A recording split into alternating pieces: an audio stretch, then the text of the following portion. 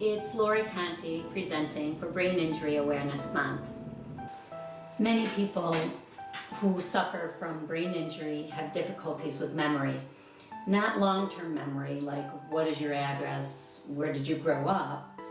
It's the working memory that gives us pause. Working memory is what's happening right here, right now. It's the onslaught of information coming in. And can you hold on to that long enough to answer a question?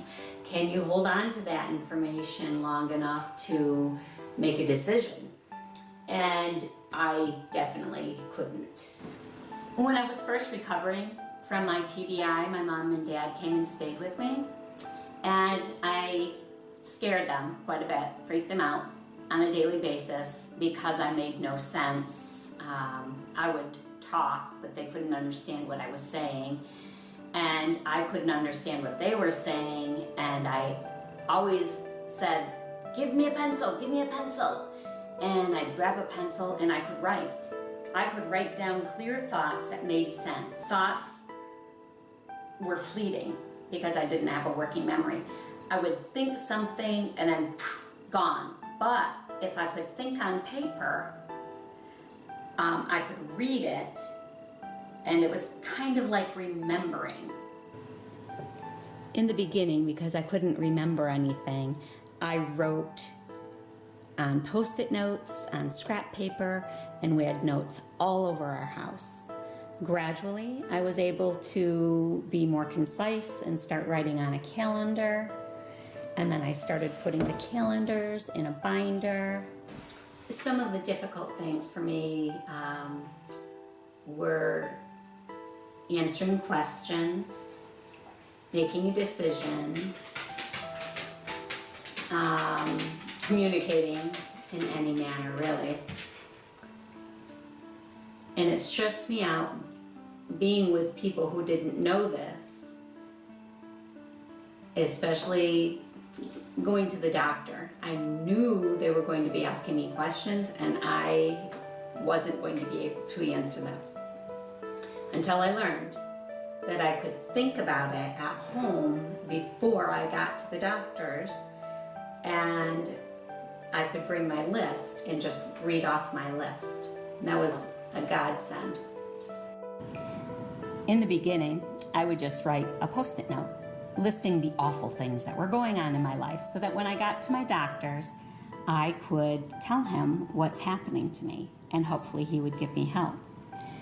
After that, I became a little more sophisticated, and on the left side of this chart it says inside my brain, making decisions. Couldn't do it, so I had to take it outside of my brain. For example, I had to talk it out loud. I had to ask questions. I had to write it down and make lots of charts in order to make a decision.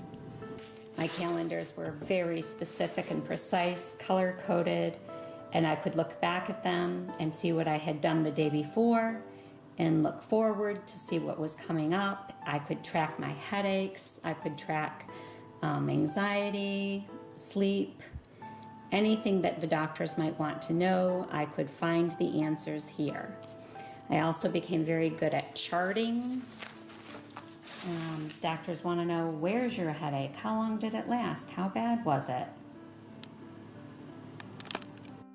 From my calendars, I could chart data to make conclusions regarding my health.